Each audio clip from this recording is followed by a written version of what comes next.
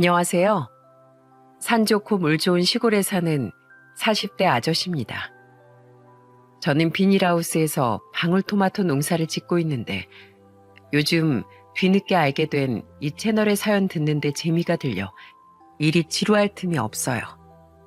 점점 나이가 들다 보니 남의 일에도 잘 공감하게 돼 사연을 들으며 내일 마냥 화도 냈다가 통쾌해도 했다가 멈추지 않는 눈물을 흘리기도 하죠. 그러다 문득 제가 겪은 제 일생일대의 사건도 제보해보고 싶어 이렇게 사연을 보내게 되었습니다. 저 또한 얼굴 모를 많은 분들에게 공감을 얻고 위로도 받고 싶었거든요. 저는 지금 살던 지역에서 차로 2시간 정도 떨어진 시골에서 태어났습니다. 작게 농사를 짓던 부모님 아래에서 자란 전 지방대를 졸업한 후 서울로 상경해 직장을 다녔습니다. 그리고 돈을 바짝 모아 프랜차이즈 식당을 차렸고 이듬해인 지인 소개로 만난 아내와 결혼을 했죠. 아내는 외모도 예쁜 데다 친화력과 언변도 뛰어나 함께 있으면 즐거운 사람이었어요. 게다가 서울에서 평범하게 살던 처부모님과 처남 또한 좋은 사람들이었기에 저는 행복한 결혼 생활을 할 수 있었죠. 아내는 딸을 낳은 후 전업주부가 되었고 좀처럼 낫지 않던 딸의 아토피 피부염을 빼면 우린 평탄한 삶을 이어갔습니다. 하지만 딸이 7살일 때 제 가게가 망하게 되면서 우리 가족의 인생은 크게 뒤바뀌기 시작했어요. 제 취업이 되지 않아 먹고 살 길이 고민이었던 전 우연히 귀농에 대한 정보를 접하게 되었습니다. 귀농을 하면 딸의 아토피에도 좋고 나라에서 지원도 많이 해준다기에 저는 아내와 상의 후 가장 조건이 좋은 것 같은 군 단위 시골 마을로 귀농을 하게 되었어요. 아내는 자신도 살림의 보탬이 되겠다며 그곳에서 보험 설계사 일을 시작했죠. 저는 능력 없는 저 때문에 평생 도시에 살던 아내가 시골로 내려와 보험 일까지 시작하게 된 것 같아 너무 미안했고 그럼에도 불구하고 군말 없이 절 따라와준 아내에게 너무도 고마웠어요. 귀농 교육을 받고 정착 지원금도 받을 수 있게 된 전 앞서 말씀드렸듯 방울토마토 농사를 짓기 시작했습니다. 7살이었던 딸아이도 다행히 시골 생활을 즐거워해 주더군요.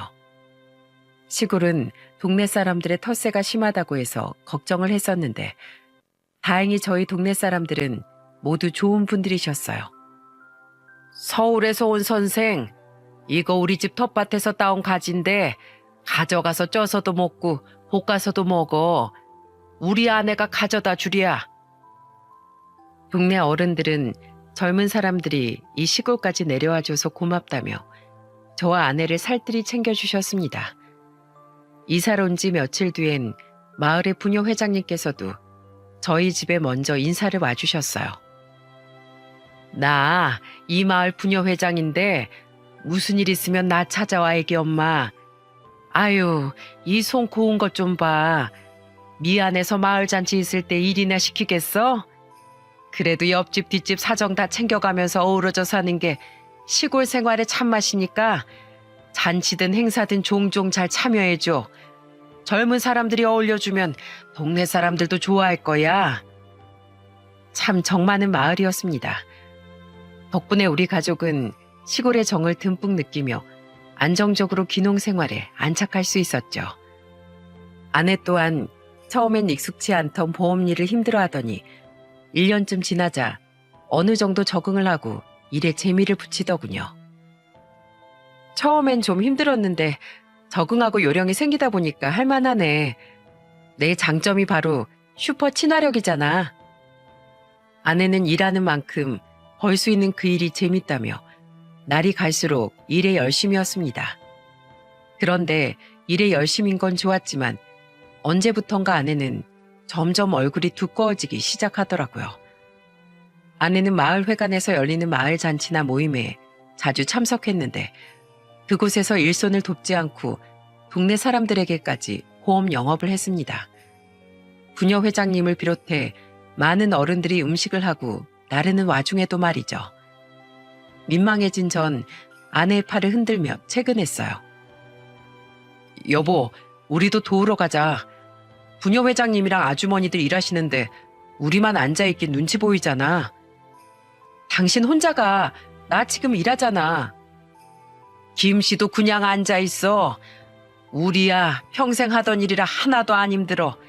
다들 애기 엄마한테 보험 하나씩 들어줘요. 동네 이웃끼리 서로 돕고 살아야지. 잠옷 버릇 없어 보이는 아내 행동에도 부녀 회장님과 어른들은 아내를 귀엽게 봐주셨습니다. 심지어는 열심히 사는 모습이 보기 좋다며 아내에게 보험까지 하나씩 들어주셨죠.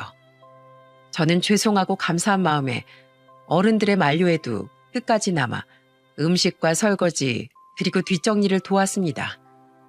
자기 볼일을 끝낸 아내는 피곤하다며 일찌감치 집에 돌아가 버리더군요. 그렇게 일에 열심히던 아내는 점점 아이와 집안일에 소홀해지기 시작했습니다. 저는 그런 아내를 대신해 비닐하우스와 집을 오가며 초등학생이던 딸을 챙겨주었죠. 그렇다고 아내를 타박하진 않았어요. 오히려 사람 상대하며 하루 종일 밖을 돌아다니는 아내가 안쓰러워 저는 거의 모든 집안일을 도맡아 했습니다. 저 또한 농사일 하랴 딸 챙기랴 거기다 집안일까지 하려니 몸이 좀 고되긴 했지만 어차피 부부 중 누군간 해야 할 일이니 제가 좀 더 고생하자 싶었죠. 아내는 자신의 벌이에서 매달 일정 금액의 생활비를 제게 주었고 나머지는 자신이 관리하고 싶어 했습니다. 아이도 있는 부부끼리 따로 돈 관리를 해야 하나 싶긴 했지만 저를 따라 귀농까지 하고 고생하는 아내에게 미안하고 고마운 마음이 컸던지라 아내의 뜻을 존중해 주었어요. 어차피 저 또한 돈을 벌고 있으니 나머지 돈은 어련히 아내가 알아서 잘 관리하겠거니 싶었죠. 그런데 아내는 그 돈으로 사치를 부리기 시작했습니다. 비싼 가방과 옷, 화장품을 턱턱 사들이더니 언젠가부턴 짧은 치마와 높은 구두를 즐겨 신기 시작하고 화장까지 미혼 시절보다 화려해지더라고요. 거기까진 개인의 취향이니 그러려니 했는데 어느 날엔 저와 상의도 없이 비싼 외제차를 떡하니 뽑아왔더군요. 내 고객 중에 한 사람이 중고차 딜러 일을 하는데 나한테 완전 초초특가로 준다기에 이번에 나온 영업 지원비랑 내 보너스 보태서 샀어. 영업하는 사람이 그럴듯하게 보여야 고객들도 나한테 신뢰를 갖고 보험을 팔아줄 거 아니야. 영업일 하려면 이만한 투자는 해줘야지. 안 그래? 생활비도 잘 내고 있고 자기 돈으로 더 일을 잘하기 위해 자신에게 투자하겠다는데 크게 뭐라고 하지도 못하겠더라고요. 그렇게 몇 번의 트러블이 있긴 했지만 대체로 무탈한 나날 속에서 시간은 흘러갔습니다. 귀농한 지 5년쯤 지나자 아내는 더 이상 마을 잔치엔 참여하고 싶어 하지 않더군요. 요샌 왜 마을 모임에 안 가려고 해? 예전엔 내가 집에서 쉬라고 해도 부득부득 참여하더니. 그냥 그땐 사람들이랑 빨리 친해지려고 했던 거지. 이제 웬만한 사람들은 다 알잖아. 그럴 시간에 고객 한 명이라도 더 만나서 돈 버는 게 더 좋아. 아내는 일하는 시간과 월급은 비례한다며 쉬는 날에도 고객들을 만나러 집을 나가는 일이 잦았어요. 엄마 보내는 시간이 거의 없던 딸은 점점 아빠인 저만 찾곤 했죠. 그래도 전 아내가 가족의 미래를 위해 열심히 일하고 있다는 생각에 아내를 힘들게 만들고 싶지 않아 딸에게 아내 몫까지 더 잘해주려고 노력했습니다. 하지만 제가 바보였던 거죠. 저는 밖으로만 도는 아내를 조금이라도 더 의심했어야 했던 거예요. 아내의 엄청난 민낯은 어느 날 예고도 없이 제게 모습을 드러내게 되고 말았죠. 위에 대화를 나눈 지 얼마 되지 않은 어느 날이었습니다. 저는 농사에 필요한 물품들을 사러 시장에 갔었어요. 차를 세워두고 슬렁슬렁 시장 바닥을 걸어가고 있는데 맞은편에서 익숙한 얼굴이 보이더군요. 부녀 회장님, 시장 보러 오셨어요? 그 사람은 바로 저희 부부를 많이 도와주셨던 마을 부녀 회장님이었습니다. 반가운 마음에 저는 손을 크게 흔들며 부녀 회장님을 불렀어요.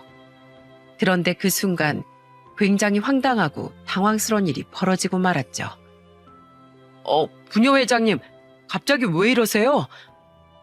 부녀 회장님은 절 보자마자 험악한 표정으로 돌변해 제게 달려오시더군요. 그러더니 다짜고짜 제 멱살을 잡고 마구 흔들기 시작한 겁니다. 그리고 이어진 부녀 회장님의 말은 저에게 상상도 못할 충격을 안겨주었어요. 안 그래도 내가 김씨 찾아가려고 했는데 아주 잘 만났네. 요즘 김씨네 집안 때문에 동네 분위기가 말이 아니야. 김씨 아내가 동네 물을 다 흐려놓고 있어. 눈웃음 살살 치면서 마을 남자란 남자는 다 꼬여내서 돈을 뜯어내고 다닌단 말이야. 내 남편도 김씨 아내한테 홀라당 넘어가서 나 몰래 그 비트코인인지 뭐시기에 3천만 원이나 투자했대. 딱 봐도 사기 아니야? 투자만 하면 무조건 이자 50% 챙길 수 있는 일이 세상에 어디 있어? 내가 우리 아들한테 물어봤더니 아들도 말도 안 되는 얘기라고. 분명 사기일 거라고 하더라. 그러고 보니 김씨도 알고 있었던 거 아니야? 부부끼리 사기친 거지? 네? 비트코인이요? 부녀 회장님, 죄송한데 저 지금 부녀 회장님이 무슨 말씀 하시는 건지 하나도 모르겠어요. 제발 우선 진정 좀 하세요. 네? 당황스러웠어요. 갑작스럽게 비트코인은 무슨 말이고 또 동네 남자들을 꼬여냈다는 건 무슨 황당한 소리랍니까? 제 말에 부녀 회장님은 저를 의심스러운 눈초리로 바라보며 이렇게 말씀하시더군요. 정말 모른다고? 김씨 아내가 옆편 애들은 쏙 빼고 동네 남자들만 골라서 자기한테 들어준 보험 때문에 할 말이 있다고 몰래 불러냈다더라. 그런데 불러서 보험 이야긴 전혀 않고 무슨 요상한 전문 용어들을 써가면서 비트코인이라는 거 아냐고 묻더래. 그리곤 곧 자기가 아는 비트코인이 상장될 건데 그게 대박이 날 거라면서 같은 동네 사람이니 좋은 마음으로 정보를 공유해주고 싶다고 하더라는 거야. 그러면서 자기 통해서 1년만 돈을 투자하면 수익을 50%나 나게 해준다고 했대. 그것도 은근슬쩍 오빠 거리면서 은행 이자가 3%도 안 되는데 언제까지 힘들게 농사 짓고 살 거냐고. 자기한테 딱 1년만 맡기면 어마어마하게 돈을 불려준다고 그 뱀 같은 색치열을 살살 굴려댔다더라. 그냥 1년짜리 고금리 예금 든다고 생각하라면서 말이야. 뉴스 보면 연예인이고 국회의원이고 다 아는 비트코인을 내 남편이라고 못할 건 뭐가 있냐면서 은근슬쩍 눈웃음을 치는데 그 등신 같은 인간은 얼굴도 예쁘장한 여자가 애교로 살살 녹이니까 껌뻑 넘어가던 거지. 그런데 1년이 지난 지 2달이 넘었는데도 돈을 안 돌려줬다는 거야. 나한테 말하기 무섭고 답답은 하니까 동네 남자들끼리 모여서 술을 먹다가 고민 상담을 한 모양인데 거기에 우리 집 양반이랑 똑같이 자네 아내한테 돈을 투자한 사람들이 몇이나 있던 거지. 뭔가 큰일 난 것 같으니까 그제야 그 인간이 나한테 와서 다 털어놓은 거야. 내가 딱 들으면 모르겠어? 뭣도 모르는 시골 촌놈들한테 미인계를 써서 돈 뜯어간 거잖아. 내가 안 그래도 오늘 저녁에 자네 아내한테 쫓아가서 따지려고 했는데 여기서 이렇게 자네를 먼저 본 걸세. 근데 자넨 정말 몰랐나? 한 채 거짓도 없는 거야? 어안이 벙벙했어요. 여러분도 비트코인이라고 들어보셨죠? 한창 뉴스에도 많이 나왔던 우리나라에선 화폐 가치로도 잘 인정 안 해주는 가상화폐 말이에요. 관련 사기 범행도 많았던지라 기사에도 자주 등장했었죠. 그러니까 부녀 회장님의 말은 제 아내가 바로 그 비트코인으로 투자 수익을 얻게 해주겠다며 아무것도 모르는 마을 남자들에게 돈을 뜯어갔다는 거였습니다. 말로만 듣던 비트코인 투자 사기였죠. 저는 부녀 회장님의 말을 온전히 받아들이기가 힘들었습니다. 아내가 아무리 사칠했다고 한들 10여 년을 믿고 함께 살아온 제 아내가 사람들에게 사기를 치고 다녔다는 사실이 도저히 믿어지지 않았죠. 부녀 회장님, 우선 저도 이게 어떻게 된 일인지 모르겠는데 설마 제 아내가 동네 분들에게 사기를 치고 다녔겠어요? 내 말이 그 말이야. 우리가 김씨네 가족한테 얼마나 잘해줬는데 이렇게 우리 뒤통수를 치냐고. 사기가 아니면 그 돈을 왜 안 돌려주는데? 말이 안 되지 않나? 그러니까 우선 제가 먼저 어떻게 된 일인지 알아볼게요. 그때까지만 조그만 시간을 주세요. 부녀 회장님. 제발 이렇게 부탁드릴게요. 여전히 의심스러운 눈초리였지만 부녀 회장님은 감사하게도 한 발 물러나 주시더군요. 저는 부녀 회장님께 감사하다고 말하곤 집으로 달려갔습니다. 그리곤 딸을 차에 태우고 2시간 거리에 있는 부모님의 집으로 향했죠. 한동안 집에 무슨 일이 생길지 모르니 우선 딸부터 챙겨야겠다고 생각했거든요. 연락도 없이 어쩐 일이야? 어머니, 아무것도 묻지 마시고 당분간 유정이 좀 맡아주세요. 아직 방학도 많이 남아서 학교도 안 가도 되니까요. 다급해 보이는 제 말에 어머니는 걱정을 감추지 못하셨습니다. 저는 죄송스러운 마음으로 딸을 부모님 집에 맡기곤 집으로 돌아왔죠. 그날 저녁 집에 돌아와 딸을 찾는 아내에게 저는 이렇게 둘러댔습니다. 애가 할머니 할아버지 보고 싶다고 하도 노래 불러서 아까 부모님 집에 데려다 줬어. 그래? 잘 됐다. 집에 애도 없는데 나도 내일은 일 끝나고 오랜만에 친구들 만나서 술이나 실컷 마시고 들어올까 봐. 그래도 괜찮지? 아내는 콧노래를 부르며 잠자리에 들었습니다. 그리고 다음 날 저는 출근길에 나선 아내의 뒤를 몰래 밟기 시작했어요. 혹시 아내가 제 차를 알아챌지도 모르니 전날 저녁 미리 빌려서 집에서 멀리 주차해둔 렌트카를 끌고 말이에요. 그리고 아내의 뒤를 밟은 그날 저는 아내의 끔찍한 실체를 전부 목격하게 되었습니다. 근처 시내까지 차를 끌고 나간 아내는 카페로 들어가 한 남자를 만나더군요. 저 또한 근처에 차를 대고 눌러쓴 모자를 거의 코까지 내린 채 카페로 들어가 두 사람의 근처에 자리를 잡았습니다. 그리고 몰래 남자의 얼굴을 확인했는데 그 남자는 읍내에 있는 세탁소 사장님이더라고요. 두 사람은 대화를 시작했는데 부녀 회장님에게 듣던 것처럼 정말로 아내는 세탁소 사장님에게도 비트코인 투자를 권유하고 있더군요. 자, 이거 유정 엄마 선물이야. 어머, 화장품이네요. 고마워요, 박 사장님. 잘 쓸게요. 고맙긴. 그 큰 돈을 벌게 해준다는데 이 정도야 내가 얼마든지 해줄 수 있지. 근데 정말 확실한 거지? 1년만 딱 투자하면 50%나 수익 난다는 거? 그렇다니까요. 제가 동네 사람들에게 사기라도 치겠어요? 요새 뉴스에도 비트코인에 대해서 많이 나오잖아요. 다 수익이 있으니까 사람들이 너도 나도 비트코인에 뛰어드는 거죠. 저도 이미 많이 투자했어요. 그래서 돈은 가지고 오셨죠? 오늘은 마누라 눈치 보여서 못 가져왔고 내 다음에 꼭 가지고 나올게. 오늘은 내가 고마워서 유정 엄마 맛있는 밥이나 사주려고 불렀지. 나중에 돈을 불려서 우리 집사람 보여주면 아마 입이 귀에 걸릴 거야. 사장님이 좋아하시니까 저도 좋네요. 제가 진짜 박 사장님이 친오빠 같아서 이렇게 좋은 정보 드린 거 알고 계시죠? 저한테 보험 3개나 들어주신 보답 이렇게 하는 거예요. 에이, 기분이다. 제가 앞으로 친오빠 대하듯 그냥 오빠라고 불러드릴게요.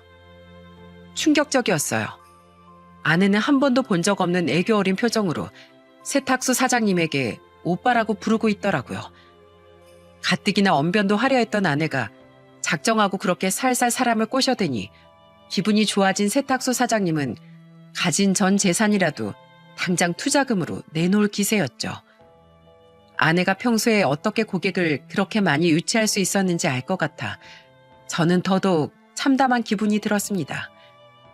아내의 저 말이 사기든 아니든 눈앞의 아내는 마치 제가 알던 사람이 아닌 전혀 다른 사람인 것 같았어요. 아내는 세탁소 사장님과 백반집을 들어갔다 나온 후 헤어졌고 저는 계속해서 아내의 뒤를 밟았습니다. 아직까지 아내가 마을 사람들에게 정말로 사기를 치고 있는 건지 확인하지 못했으니까요. 그리고 아내가 향했던 두 번째 행선지에서 저는 굉장한 배신감과 마주할 수밖에 없었죠. 아내는 차를 끌고 옆 지역 시내까지 넘어가더군요. 그곳은 아내가 주로 보온 고객들을 만나던 지역이었죠. 저는 주차장에 차를 세우고 나온 아내의 뒤를 따라갔는데 아내는 길거리에서 저와 동년배로 보이는 한 남자를 만났습니다. 그리고 뒤 이어진 아내 행동에 저는 뒤로 나자빠질 뻔하고 말았어요. 오래 기다렸지, 오빠?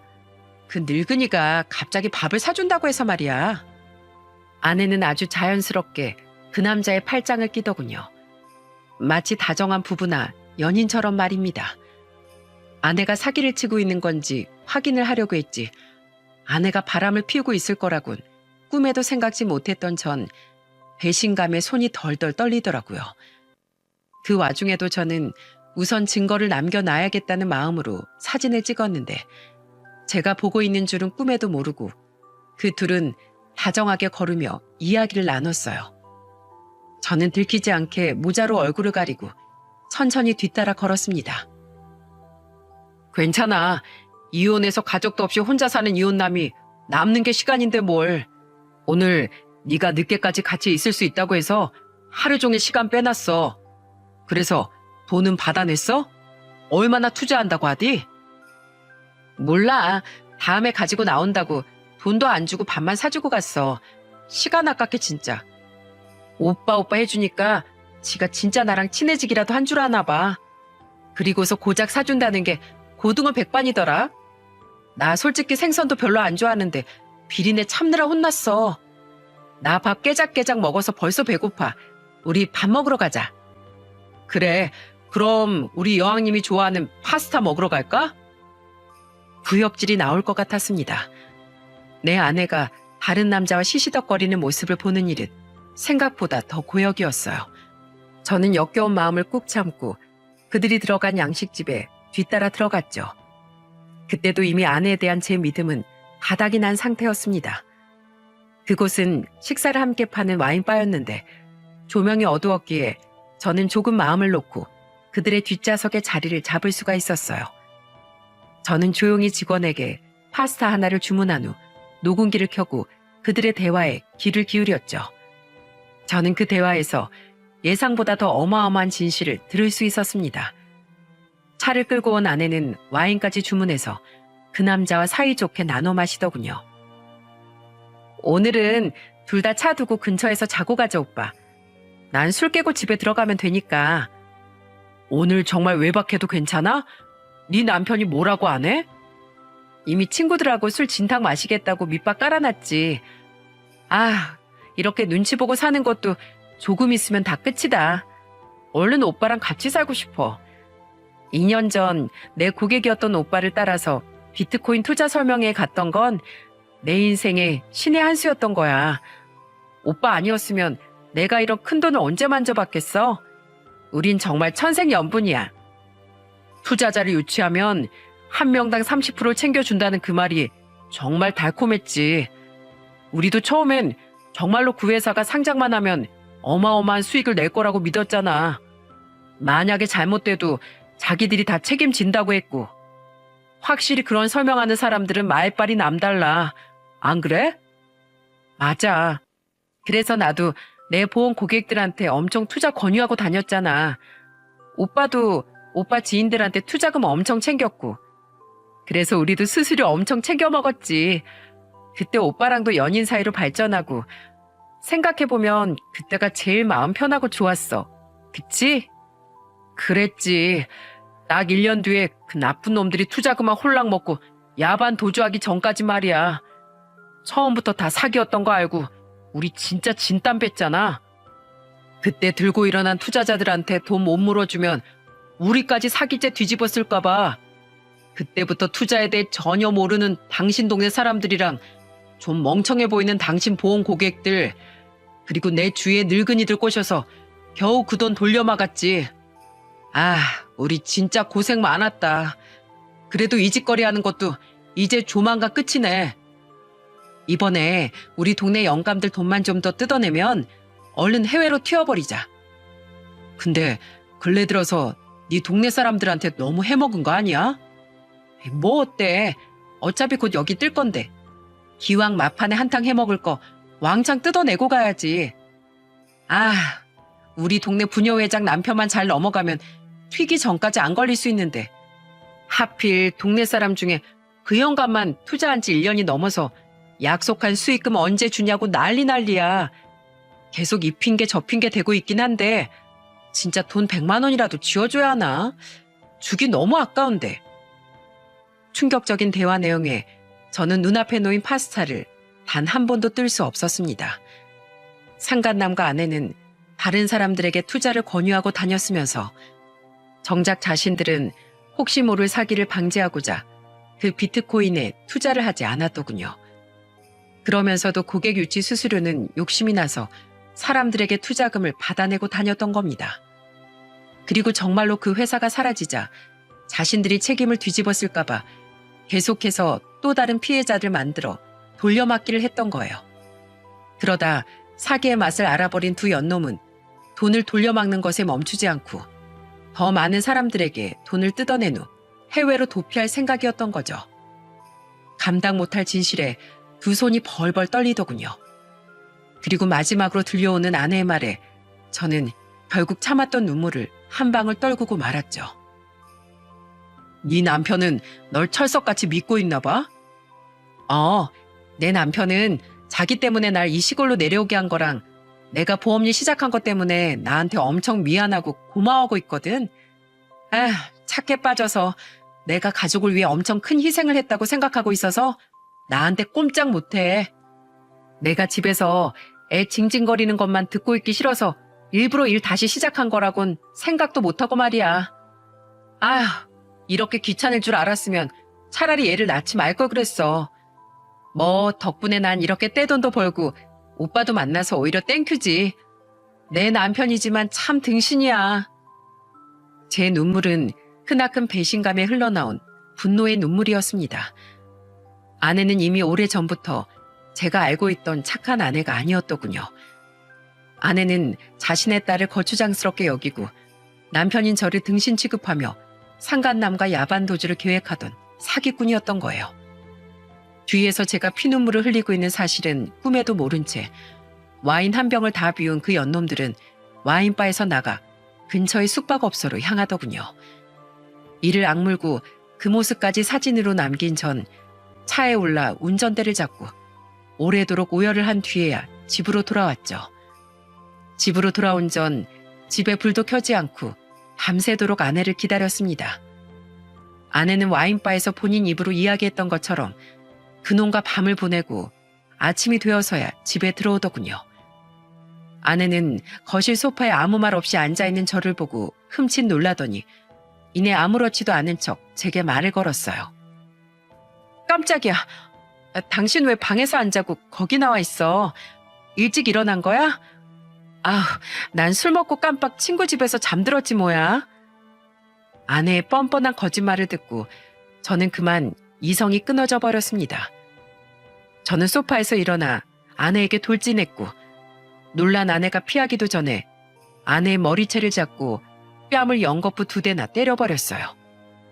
그리곤 그대로 아내를 바닥으로 던져버렸죠. 당신 왜 이래? 미쳤어? 지금 내가 술 먹고 외박했다고 이러는 거야? 외박? 그까짓 거 얼마든지 해. 난 더 이상 당신하고 못 사니까. 뭐? 대체 무슨 일인데? 대체 뭔데 대뜸 사람을 이렇게 때리냐고. 아내는 정말로 제가 모든 진실을 모를 거라고 생각했는지 아니면 끝까지 잡아떼려고 용을 쓰는 건지 제게 눈물까지 글썽이며 소리쳤습니다. 저는 그런 아내를 노려보며 더 큰 소리로 마구 고함을 질렀죠. 정말 몰라서 물어? 당신이 어제 세탁소 박 사장님 만나서 투자금 뜯어내려다 실패한 거, 당신이 어제 누구랑 와인을 마시고 당신이 어디서 잤는지 내가 모조리 증거로 다 보여줘? 당신이 바람난 그놈이랑 야반 도주하려고 당신 고객들이랑 동네 사람들한테 투자 사기쳤다고 술술 부른 녹음본을 들려줘야 순순히 실토할래? 당신이 어떻게 그걸 알았어? 어제 하루 종일 당신 뒤를 밟았으니까 내 두 눈 두 귀로 당신 그 더럽고 추악한 실체를 다 보고 들었다고. 그러니까 아무것도 발뺌할 생각 마. 마지막으로 아내와 상간남이 숙박업소로 사이좋게 들어가는 사진을 아내 앞에 들이밀자 아내의 얼굴은 사색이 되었습니다. 아내는 납작 엎드린 일만이 살 길이라고 판단했는지 분노에 몸을 떨던 제 앞에 엉금엉금 기어와 무릎을 꿇고 싹싹 빌기 시작하더군요. 가증스럽게도 눈물까지 뚝뚝 떨구며 말이에요. 여보, 내가 잘못했어. 난 그냥 어떻게든 당신이랑 유정이랑 잘 먹고 잘 살아보려고 어떻게든 돈을 많이 벌고 싶어서 애썼을 뿐이야. 나도 처음엔 정말로 그 회사가 상장하고 투자자들한테 수익을 내줄 줄 알았어. 나도 엄연한 피해자인데 내가 괜히 사기꾼으로 몰려서 처벌받으면 너무 억울하니까 그래서 그랬던 거야. 나도 힘들었다고. 말이 되는 소리를 해. 나랑 유정이랑 잘 먹고 잘 살고 싶어서 그랬다고? 유정이가 귀찮아서 일부러 일 구해서 나간 거라며? 그리고 가족을 그렇게 생각한다던 여자가 바람이나? 그리고 피해자? 웃기고 있네. 어제도 사람들한테 사기쳐서 뜯어낸 돈으로 그놈이랑 도망갈 계획까지 세우고 있었으면서. 그건 할 말 없지? 당신 아주 질 나쁜 사기꾼이야. 내가 왜 잠도 안 자고 당신 기다렸는지 알아? 당신 끌고 당장 경찰서 가려고. 너 같은 여잔 콩밥 한번 제대로 먹어봐야 해. 이 동네 어른들이 우리를 얼마나 도와줬는데 은혜를 원수로 갚아? 우리가 함께 산 세월이 얼만데 그깟 돈이랑 욕정 때문에 남편하고 딸을 버려? 이 쓰레기 같은 여자야. 안 돼, 여보. 제발 나 신고하지 마. 내가 이렇게 빌게. 당신이 지지라면 지질게. 피해자들한테도 돈도 다 돌려줄게. 모자란 돈은 내가 빚을 져서라도 메꿀 테니까 제발 신고만은 참아줘. 우리 유정이 생각해봐. 유정일 범죄자 딸로 만들 수는 없는 거잖아. 여보, 제발 나 좀 살려줘. 아니, 유정일 위해서 더더욱 난 당신을 경찰에 신고할 거야. 그리고 당신이랑 바람난 그놈도 나마저 유정이한테 부끄러운 부모가 될 수 없으니까. 그리고 유정이가 죄를 지으면 당연히 벌을 받아야 한다는 사실을 알고 더 바르게 자랄 수 있도록 내가 최선을 다해 유정이를 올바르게 키울 거야. 우리 유정이한테 당신 같은 끔찍한 엄마는 필요 없어. 저는 삿대질을 하며 아내에게 마구마구 소리쳤고 아내는 엉엉 울며 제 다리에 매달려 애원하더군요. 그런데 그때 아내에겐 두 번째 재앙이 닥치고 말았습니다. 이 개 같은 여편네 어디 있어? 당장 나와. 김씨, 안에 있지? 나 부녀회장이야. 얼른 문 열어. 바로 부녀회장님과 마을 아주머니들이 전부 저희 집으로 몰려온 거예요. 부녀회장님의 목소리와 사람들의 웅성거리는 소리가 들리자 아내는 겁에 질려 아예 몸을 달달 떨기 시작했습니다. 여보, 안 돼. 문 안 열어줄 거지? 당신이 저 문 열면 나 진짜 끝장이야. 그러게 끝장날 짓을 왜 했어? 이건 다 당신 자업자득이야. 저는 그런 아내에게 콧방귀를 뀌곤 현관문을 활짝 열어버렸어요. 그와 동시에 문 앞에 있던 마을 사람들은 우르르 저희 집으로 몰려들어왔죠. 그중 제일 앞장선 사람은 바로 세탁소 사장님의 아내분과 부녀 회장님이었습니다. 이야, 너네 남편한테 어제 선물까지 받고 돈 가져오라고 시켰다며? 이 꼬리 9개 달린 여우가 감히 누구 남편 돈을 뜯어가려고? 이미 부녀 회장님한테 네 년이 하고 다닌 일을 다 들은 마당에 내 남편한테까지 오빠 거리면서 네가 꼬리쳤다는 말을 들으니까 분해서 내가 잠이 안 오더라. 김씨, 내가 김씨 말 듣고 김씨한테 연락 올 때까지 잠자코 있으려고 했는데 세탁소 박 사장 마누라 얘기를 들으니까 더 이상 승질이 나서 참을 수가 없어서 멍청한 남편 놈들 대신 피해당한 집 여자들을 다 끌고 달려왔어. 저 여우한테 직접 따져 물으려고. 근데 밖에서 두 사람 싸우는 소리를 다 들어버려서 시시비비를 따질 필요가 없네. 야, 이 찢어 죽여도 시원찮은 여편네야. 네가 감히 은혜도 모르고 마을 사람들 뒤통수를 쳐? 너 오늘 아주 날 잡자. 이 동네에 2번 다시 발 못 붙이게 만들어줄게. 아, 회장님, 잠시만요. 여보, 나 좀 살려줘. 아주머니들은 아내에게 달려들어 머리털을 다 뽑고 발길질을 했어요. 다수의 힘을 어떻게 이기겠습니까? 아내는 일말의 반항조차 못하고 바닥에 나뒹굴며 엉엉 울기만 했죠. 저는 저를 애타게 부르는 아내의 말을 무시한 채 아주머니들을 말리지 않았고, 아내는 신나게 두들겨 맞다가 끝내는 부녀 회장님이 신고한 경찰에 의해 잡혀가고 말았습니다. 저는 함께 경찰서로 가서 전날 수집한 증거들을 아내의 사기 범죄에 대한 증거물로 제출했죠. 당신 진짜 끝까지 나한테 이럴 거야? 형사님들 저 억울해요. 저도 엄연한 피해자였다니까요. 이럴 땐 정당방위 뭐 그런 거 인정 안 돼요? 아내는 정말로 교도소에 가기 무서웠는지 말도 안 되는 말까지 해대며 발악을 하더군요. 하지만 피해자와 증거가 명확했기에 아내는 수사를 피해갈 수 없었죠. 아내에게 돈을 뜯긴 마을 사람들은 뜻을 모아 아내를 사기죄로 고소했습니다. 그 과정에서 아내의 상간남 또한 경찰에 붙잡혔고, 아내와 상간남은 구속 수사를 받아야 했어요. 해외 도피를 하려고 했다는 증거가 있어 도주 우려가 있다고 판단됐거든요. 모든 소식을 들은 저희 부모님은 경악을 금치 못하셨어요. 아버지는 뒷목을 잡으셨고, 어머니는 제 딸을 끌어안고 엉엉 우시더군요. 그리고 부모님께 이야기를 전해들은 제 동생들은 제게 전화를 걸어 위로를 해주었습니다.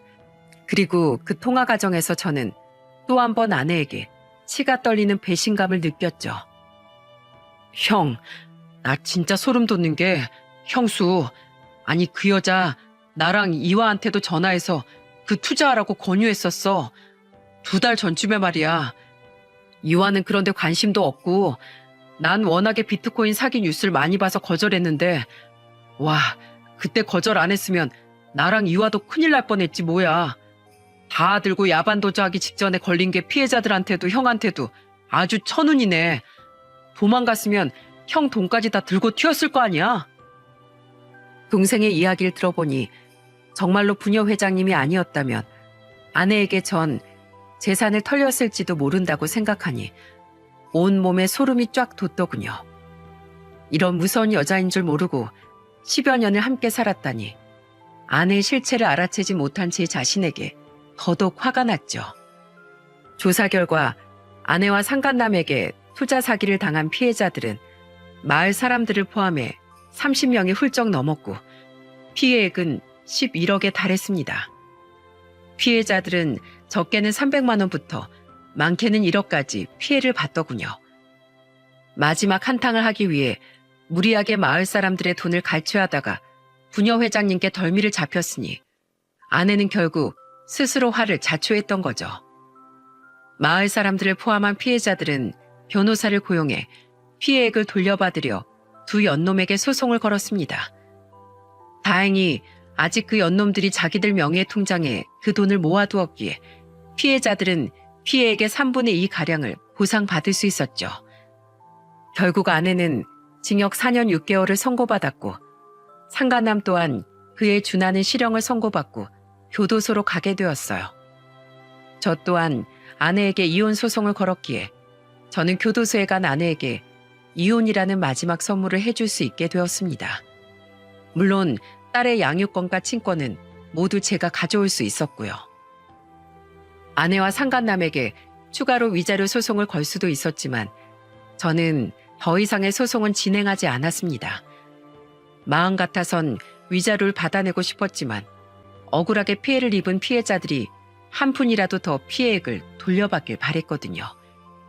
그리고 아내가 교도소에 들어가고 얼마 되지 않아 난리통 때문에 경황이 없어 만날 생각을 하지 못했던 장인어른이 저를 찾아오셨더군요. 어색하게 인사를 하는 제게 장인어른은 조용히 흰 봉투 하나를 건네며 이렇게 말씀하셨죠. 얼마 전에 내 딸에게 피해를 입은 피해자들 몇이 집에 찾아왔었네. 다 돌려받지 못한 피해액을 부모인 우리에게 대신 내놓으라더군. 그래서 집을 작은 전세로 이사하고 가진 현금 전부를 보태서 전부 갚아주었네. 자네 마을 사람들 돈까지 전부 말이야. 딸을 잘못 키운 죄값은 응당 부모인 우리가 치러야 하지 않겠나. 그러니 못난 내 딸 때문에 자네 마을 사람들에게 너무 죄책감 가지고 살지 말아줬으면 좋겠어. 이걸로 우린 우리 딸과의 인연을 정리할 거네. 자기 사리사욕을 위해서 가정을 버리려고 한 애에게 부모의 버림이란 벌을 주는 것이 마땅하겠지. 다시 한번 정말 미안하네, 김서방. 부디 내 딸 같은 앤 싹 잊어버리고 유정이와 행복하게 살길 바라네. 어떻게 저런 좋은 부모 아래에서 아내 같은 금수가 태어났는지 알다가도 모르겠더군요. 그 뒤 처남 또한 제게 전화를 걸어 마지막 인사를 건넸죠. 그렇게 처가 식구들과 아내와의 제 인연은 끝이 났습니다. 그 긴 시간 동안 저는 집에서 제대로 나가지도 농사조차 돌보지 않고 딸만 보살피며 집에서 치과했습니다. 극도로 심한 우울증이 찾아왔었거든요. 동생들과 부모님이 걱정할까봐 우울증을 티내지도 못하고 애써 딸에게 밝은 모습을 보이려 노력했지만 딸은 제가 걱정됐던 모양이더군요. 모든 소송이 정리되고 얼마 지나지 않아 부녀 회장님이 절 찾아왔습니다. 저희 집에서 소동이 있었던 그날 이후 거의 1년 만에 제대로 처음 뵙는 날이었죠. 애 키우는 아빠가 이렇게 매가리가 없었어야 되겠어? 죄송합니다, 부녀 회장님. 제가 먼저 찾아뵙고 부녀 회장님께도 마을 분들에게도 전부 사죄를 드렸어야 했는데. 김씨 자네가 왜?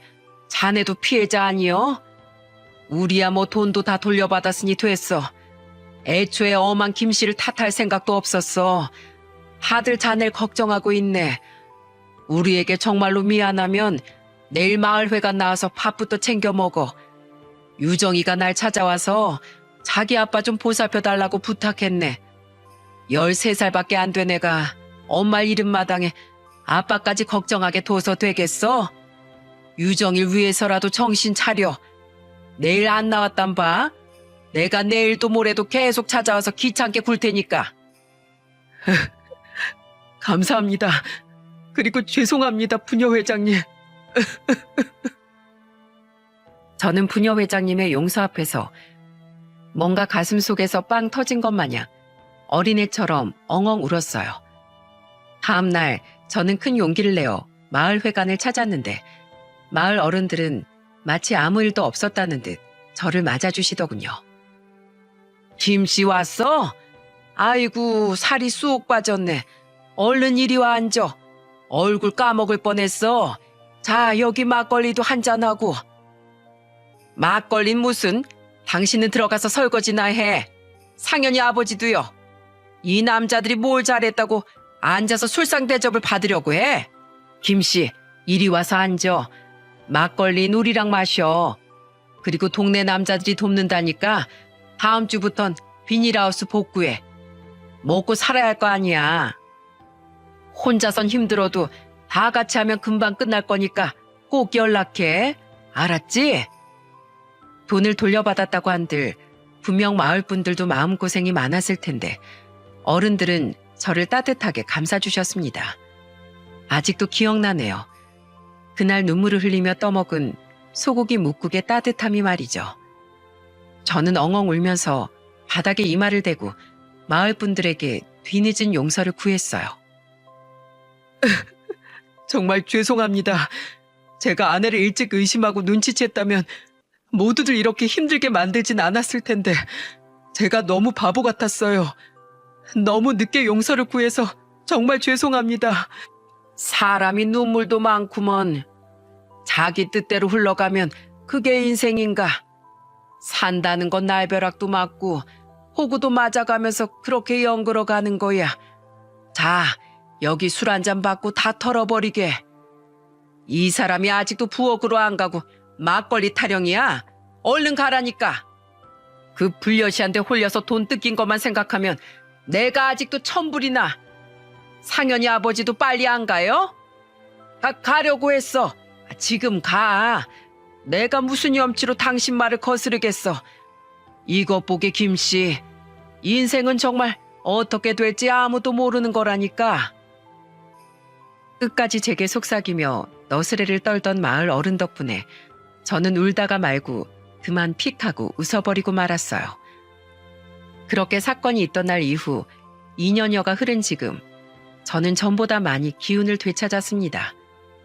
이건 모두 한시도 저를 가만히 내버려 두지 않으시던 마을 분들 덕분이죠. 김씨, 해가 중천인데 언제 일어나나? 오늘 저녁에 유정이랑 우리 집에 와서 밥 먹으라고 아내가 전해달래. 유정이 아빠, 이거 받아.